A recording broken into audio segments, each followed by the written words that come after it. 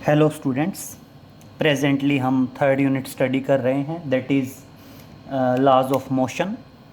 And इसमें आज हम करेंगे that is state and prove law of conservation of linear momentum. तो देखिए, आज टॉपिक है state and prove law of conservation of linear momentum. That is state and prove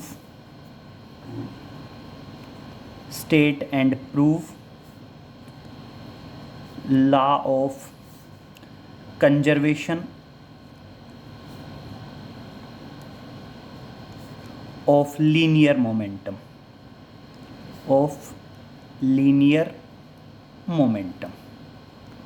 clear. हमने state भी करना है और प्रूव भी करना है। किसको स्टेट एंड प्रूव करना है? That is law of conservation of linear momentum. ठीक है, तो देखिए, सबसे पहले बात करते हैं स्टेटमेंट की। That is law of conservation of linear momentum. Law of conservation of linear momentum. अब देखो, law of conservation of linear momentum क्या कहता है? Law of conservation of linear momentum कहता है कि मान लीजिए अगर कोई सिस्टम आइसोलेटेड है, मतलब अगर किसी सिस्टम के ऊपर कोई बाहर से फोर्स नहीं लगेगा, तो उसका लीनियर मोमेंटम क्या रहेगा? कांस्टेंट रहेगा। देखिए, जनरली आप पढ़ते हैं लीनियर मोमेंटम होता है मास इनटू वेलोसिटी। हम पहले भी पढ़ चुके हैं फर्स्ट यूनिट में। बेसिकली हम क्या कहते हैं बेटा कि लीनियर मोमेंटम होता है mass into velocity, generally small p से डिनोट करते हैं। अब बेटा, अगर हम फोर्स अप्लाई नहीं करते हैं, अगर फोर्स की वैल्यू 0 है, तो लीनियर मोमेंटम क्या रहता है बेटा? सेम रहता है। किसी भी बॉडी का, किसी भी सिस्टम का चेंज नहीं होता। तो क्या बताओगे? Law of conservation of linear momentum क्या कहेगा? अगर किसी बॉडी या सिस्टम पे फोर्स अप्लाई नहीं किया गया, तो उस बॉडी का या सिस्टम का लीनियर मोमेंटम क्या रहता है? सेम रहता है। तो देखो क्या बताओगे? According to this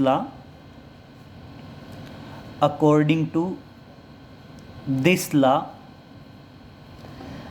the total linear momentum of isolated system, according to this law, the total linear momentum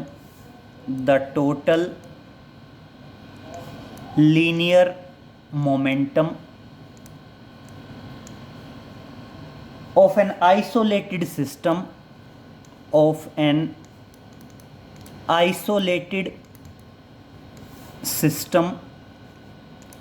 remain constant।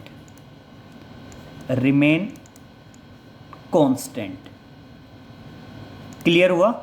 Isolated system का मतलब क्या होता है बेटा? आइसोलेटेड सिस्टम का मतलब होता है जिसके ऊपर कोई बाहर से एक्सटर्नल फोर्स नहीं लग रहा हो, मतलब वो सिस्टम बिल्कुल आइसोलेट हो। या फिर इसकी दूसरी स्टेटमेंट भी बता सकते हैं हम। इसकी दूसरी स्टेटमेंट क्या आती है बेटा? दूसरी स्टेटमेंट बताओगे, the linear momentum of the system remain constant. The linear momentum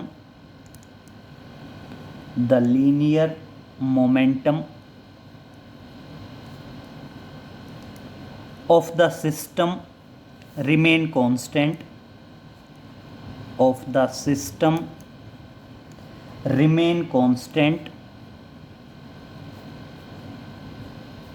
clear? किसी भी सिस्टम का लीनियर मोमेंटम कांस्टेंट रहेगा, लेकिन कब तक कांस्टेंट रहेगा बेटा? इफ नेट फोर्स या नेट एक्सटर्नल फोर्स कौन सा? एक्सटर्नल, जो बाहर से अप्लाई किया गया है। Net external force on the system is zero. मतलब अगर सिस्टम के ऊपर जो नेट एक्सटर्नल फोर्स है, वो नेट एक्सटर्नल फोर्स 0 हो, तो सिस्टम का लीनियर मोमेंटम क्या रहता है बेटा? कांस्टेंट रहता है। क्लियर? अब बात करते हैं बेटा इसके प्रूफ की। अब देखिए, प्रूफ में क्या बताएंगे? प्रूफ में कोई बहुत ज़्यादा डिटेल की ज़रूरत नहीं है, हम सिंपल बात करते हैं आप क्या मानेंगे? Consider an isolated system, consider an isolated system consist of two bodies, consist of two bodies which collide with each other, which collide with each other. Clear? हम एक आइसोलेटेड सिस्टम मानते हैं जिसके अंदर दो बॉडीज हैं and which collide with each other, और मान लीजिए वो क्या होती हैं बेटा, एक दूसरे के साथ कोलाइड करती हैं, एक दूसरे के साथ उनका क्या होता है बेटा, कोलिजन होता है। क्लियर? अब मान लीजिए कोलिजन होने के बाद आप बताओगे जब कोलिजन होगा तो वो एक दूसरे के ऊपर फोर्स लगाएंगे। तो अब यहां पे देखिए आपने ये कह दिया consider an isolated system consist of two bodies which collide with each other and there is no external force, there is no any external force on the system, no any external force on the system. Clear? और हम ये मान लेते हैं कि system के ऊपर कोई एक्सटर्नल फोर्स नहीं है। अब उसके बाद देखिए बेटा, अब पॉइंट क्या आएगा, आइसोलेटेड सिस्टम है, दो बॉडीज हैं, एक दूसरे के साथ कोलाइड करती हैं, और अब देखना क्या आएगा, अब आप ये मान लीजिए कि F12, F12 क्या है, force on first body due to second body. और एक बात करते हैं बेटा F21, force on second body due to first body. भाई जब दोनों बॉडीज एक दूसरे के साथ कोलाइड करेंगी, देखो हम बात कर रहे हैं F12 और F21, मान लीजिए दोनों बॉडीज हैं, एक दूसरे के साथ कोलिजन होगा, तो पहली बॉडी पे जो फोर्स लगेगा दूसरी की वजह से उसको तो कह दिया F21, और दूसरी बॉडी पे जो फोर्स लगेगा पहली की वजह से उसको बोल दिया बेटा F21। तो देखो F12 क्या है, force on first body due to second body, and F21 क्या है, force on second body due to first body. किसके बराबर होगा, that is rate of change of linear momentum of first body and that is rate of change of linear momentum of second body. तो ये क्या है, that is rate of change of linear momentum of first body, linear momentum of first body. Clear? And बेटा ये क्या है, that is rate of change of linear momentum, rate of change of linear momentum of second body, of second body. Clear? और ये किसके according आया है, according to Newton second law of motion, Newton's second law of motion. Clear? अब क्या करेंगे बेटा, दोनों इक्वेशंस को कंबाइंड कर देंगे, इसको मान लीजिए इक्वेशन 1 और इसको मान लीजिए इक्वेशन 2। तो क्या करेंगे, that is combining these equations. आपने इन इक्वेशंस को क्या किया बेटा, कंबाइन किया। इन इक्वेशंस को कंबाइन किया तो क्या आएगा, F12 plus F21 is equal to rate of change of linear momentum of first body plus rate of change of linear momentum of second body. यही आया ना बेटा।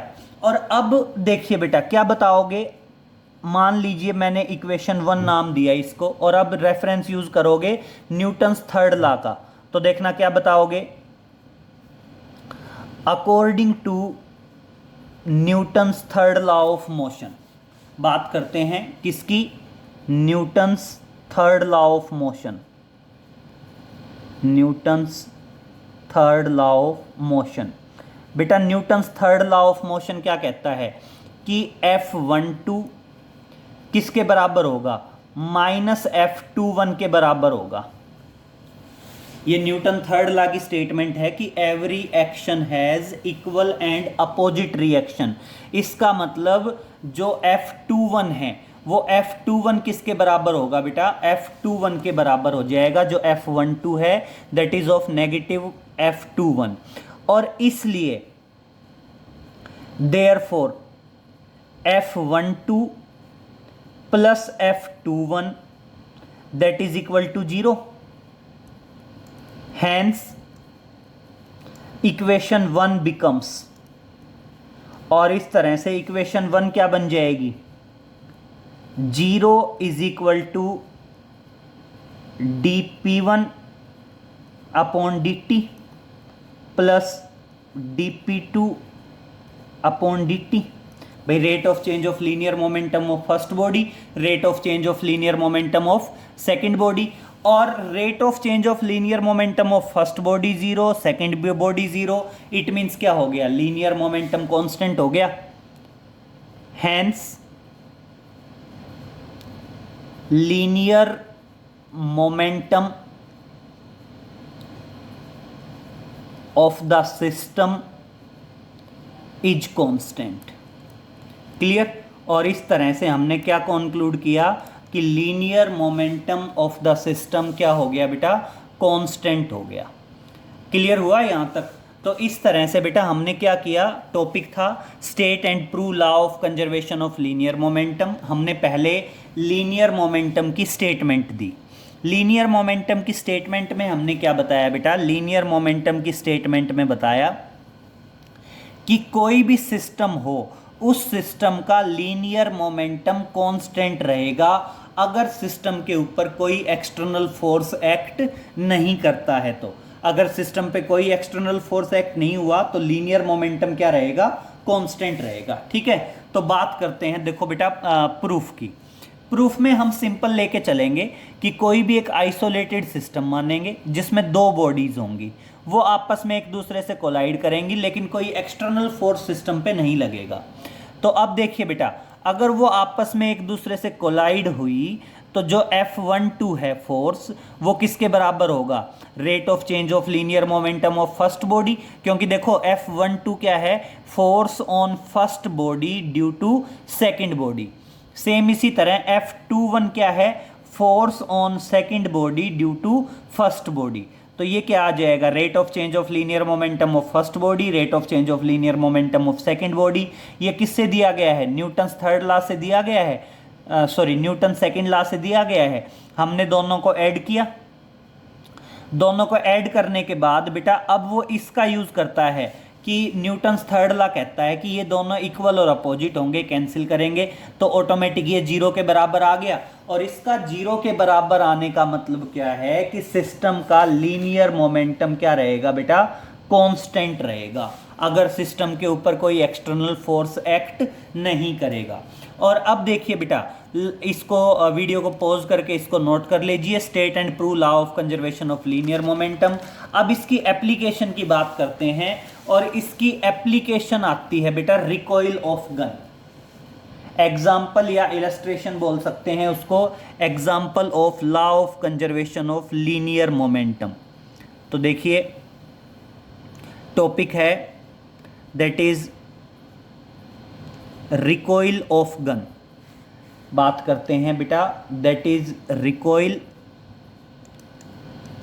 Of gun. अब बेटा रिकॉइल ऑफ गन क्या है,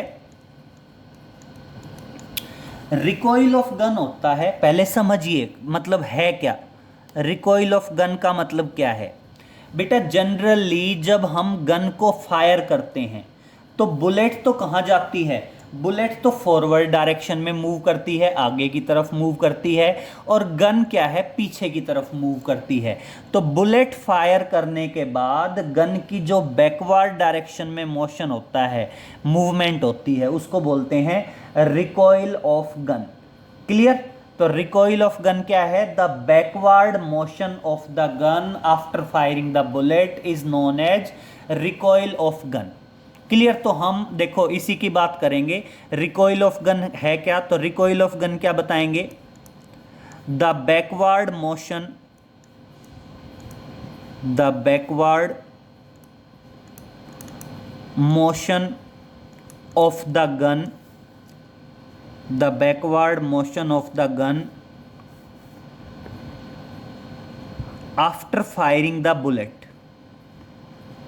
आफ्टर फायरिंग द बुलेट। जैसे ही हम बुलेट को फायर कर देते हैं, after firing the bullet is known as, is known as recoil of gun. Clear? तो समझ में आया बेटा रिकॉइल ऑफ गन क्या है? रिकॉइल ऑफ गन क्या है? जो गन का बैकवर्ड मोशन है बुलेट को फायर करने के बाद, उसको हम क्या कहते हैं? रिकॉइल ऑफ गन कहते हैं। And it is due to, it is due to law of conservation, it is due to law of conservation of linear momentum. और ऐसा किसकी वजह से होता है? Law of conservation of linear momentum की वजह से होता है। क्लियर? तो अब देखिए बेटा, ऐसा किसकी वजह से है? Law of conservation of linear momentum की वजह से है। तो यहां पे हम एक चीज डिस्कस करते हैं। Consider a gun of mass capital M, ठीक है, and bullet of mass small m. Clear? हम दो चीजें लेते हैं बेटा। गन का मास तो जो है वो तो मानते हैं कैपिटल एम से डिनोट कर दिया, और बेटा बुलेट का जो मास है, बुलेट के मास को मान लेते हैं स्मॉल एम से डिनोट कर दिया। क्लियर? तो अब क्या बताएंगे? Before firing, before firing the linear momentum, before firing the linear momentum of gun and bullet is 0 because both are at rest, both are at rest। Clear हुआ? हमने ये मान लिया कि गन का मास क्या है? कैपिटल एम है, और बुलेट का मास है बेटा स्मॉल एम। जब हम फायरिंग नहीं करते हैं, before firing the linear momentum of gun and bullet is 0। दोनों का लीनियर मोमेंटम क्या है बेटा? 0 है, क्योंकि दोनों के दोनों क्या हैं? रेस्ट में हैं। क्लियर? और अब आप क्या करेंगे? After firing,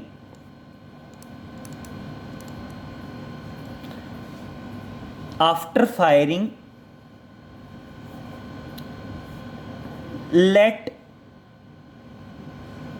small v is the,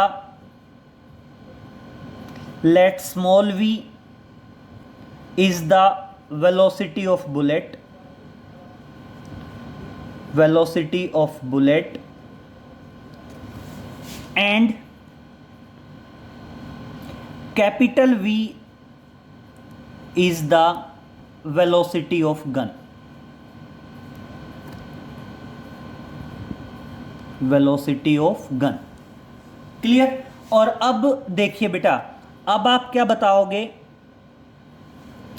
देखो यहां तक क्लियर करो। हमने ये अज्यूम किया कि एक गन है और एक बुलेट है। गन का मास कैपिटल एम है और बुलेट का मास है स्मॉल एम। बेटा फायरिंग से पहले दोनों रेस्ट में हैं, तो लीनियर मोमेंटम क्या है? 0 है। और फायरिंग के बाद मान लीजिए बुलेट की वेलोसिटी स्मॉल वी है और गन की वेलोसिटी मान लीजिए कैपिटल वी है। क्लियर? अब यहां पे एक चीज बात करेंगे according to law of conservation of linear momentum. Now according to law of conservation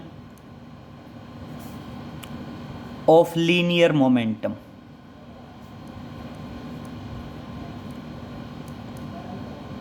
now according to law of conservation of linear momentum, और बेटा law of conservation of linear momentum क्या कहेगा? Linear momentum of the gun and bullet before firing, देखो क्या आएगा, that is linear momentum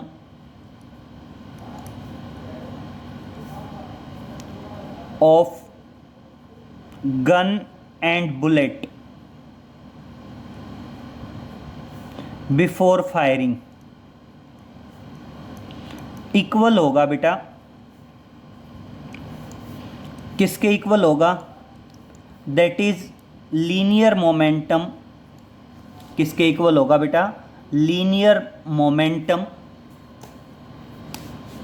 that is linear momentum, ये भी नहीं चल रहा, linear momentum of gun and bullet after firing, after firing. अब देखिए बेटा, हमने कह दिया लीनियर मोमेंटम बिफोर फायरिंग और लीनियर मोमेंटम आफ्टर फायरिंग दोनों क्या रहने वाले हैं? सेम रहने वाले हैं। तो अब देखिए, बिफोर फायरिंग लीनियर मोमेंटम क्या है?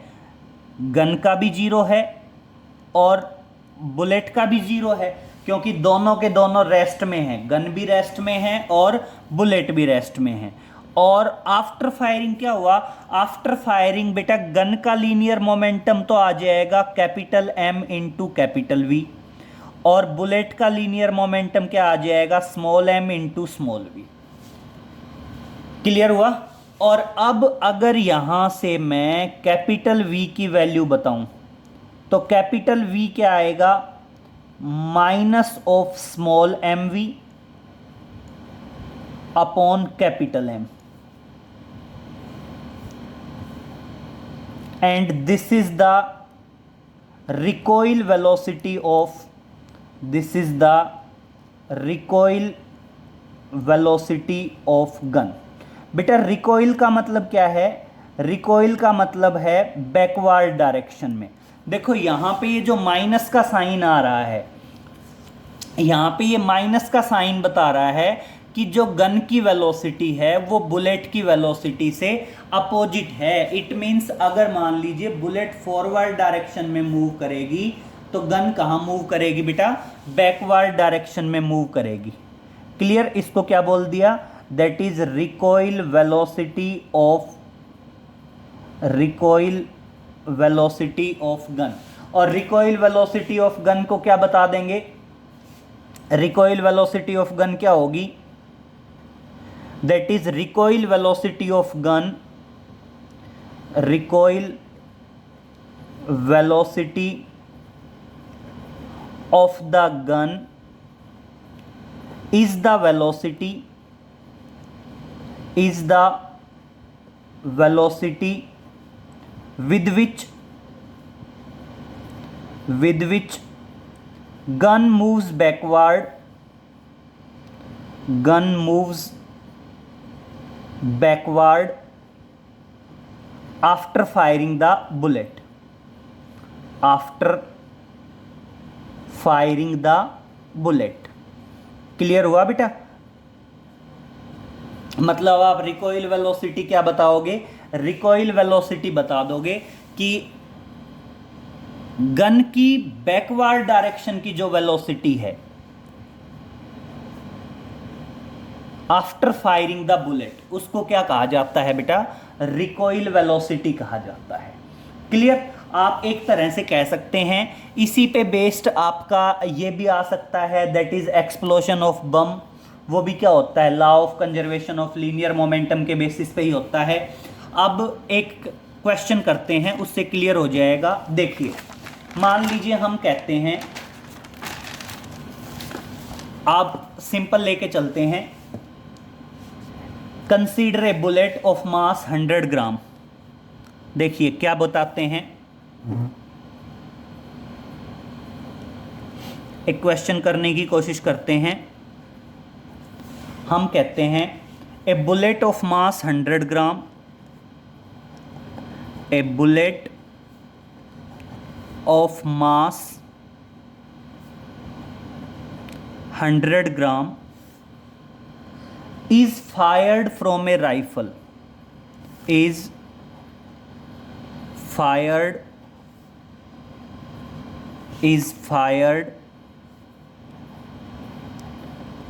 from a gun or rifle of mass 20 kg, of mass 20 kg, clear, with a speed of 50 meter per second, with a speed of 50 metre पर सेकेंड। और अब कहता है calculate the recoil velocity of gun, calculate the recoil velocity of gun. Clear? तो देखिए अब simple सी बात है, हम मान के चलेंगे that is mass of gun, mass of gun capital M ले लीजिए, कितना दे रखा है 20 kg। दूसरा क्या है बेटा, mass of bullet, mass of bullet, mass of bullet small m ले लीजिए और कितना है 100 ग्राम है और must be converted into kilogram, और क्या आएगा दैट इज 100 इंटू 10⁻³ भाई 100 था और 100 इंटू क्या कर दिया बेटा 10⁻³ से मल्टीप्लाई करेंगे, that is 100 multiplied by 10⁻³ that is in kilogram, और सॉल्व करें तो कितना आ जाएगा that is 10⁻⁻1 that is in kilogram, और 10⁻⁻1 का मतलब क्या है दैट इज 0.1 किलोग्राम। क्लियर? तो ध्यान रखना कभी भी जब बुलेट का जो मास दिया होगा उसको भी हमने किस में कन्वर्ट करना पड़ेगा, किलोग्राम में कन्वर्ट करना पड़ेगा। और अब आप क्या बताओगे, वेलोसिटी ऑफ या स्पीड ऑफ क्या दी है आपको, स्पीड ऑफ बुलेट दी है, तो क्या बताओगे that is speed of bullet, small v से डिनोट करते हैं, और स्पीड ऑफ बुलेट कितनी दी है 50 मीटर पर सेकंड दी है। अब आप क्या बताओगे that is according to law of conservation of linear momentum, according to law of conservation of linear momentum आ जाएगा that is recoil velocity of gun, that is recoil velocity of gun. और बेटा recoil velocity of gun capital V किसके बराबर आएगा that is small mv upon capital M, mass of the bullet. और बेटा recoil का मतलब ही ऑटोमेटिक नेगेटिव है, अगर हम रिकॉइल की बात करें तो रिकॉइल का मतलब ही ऑटोमेटिक क्या है बेटा, आपका अपोजिट डायरेक्शन को रिप्रेजेंट करता है। अगर यहां पे रिकॉइल आ गया तो रिकॉइल का मतलब क्या है, अपोजिट डायरेक्शन की वेलोसिटी है। और देखिए इस तरह से क्या आया, recoil velocity of gun, small m की वैल्यू 0.1, वेलोसिटी 50 है और 20 क्या था आपका मास था। तो इस तरह से बेटा रिकॉइल वेलोसिटी कितनी आएगी दैट इज 0.25 मीटर पर सेकंड। क्लियर? तो इस तरह से क्या आ गया that is which is the recoil velocity of gun. और इतना तो आपको क्लियर है कि रिकॉइल वेलोसिटी का मतलब है क्या, रिकॉइल वेलोसिटी का मतलब है बैकवर्ड मोशन। क्लियर? अब दो फॉर्मूले ध्यान रखेंगे बेटा, एक तो ये आया that is recoil velocity of gun, ये क्वेश्चन तो हो गया। अब मैं दो फॉर्मूले बता रहा हूं, नोट में डालेंगे। अगर मैं रिकॉइल वेलोसिटी ऑफ गन की बात करूं तो एक फॉर्मूला तो आएगा बेटा ये, that is mv upon m, और एक फॉर्मूला ये भी हो सकता है nmv अपॉन m। दोनों में फर्क है बेटा। क्या डिफरेंस है? यहां पे दो फॉर्मूले हैं ये, यहां पे n आएगा, that is number of bullets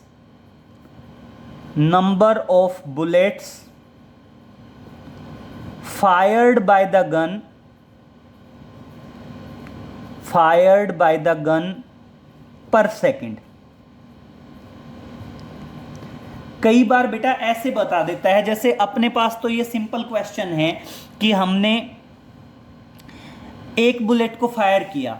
कई बार वो क्या कह देता है बेटा कि आपका जो गन है वो मान लीजिए मशीन गन है, and that is continuously firing the bullets, और let n be the number of bullets fired per second. बाकी चीजें क्लियर है, बाकी चीजें आपका स्मॉल m क्या है, मास ऑफ द बुलेट है, स्मॉल v क्या है, स्पीड ऑफ द बुलेट है, कैपिटल M क्या है, मास ऑफ द गन है।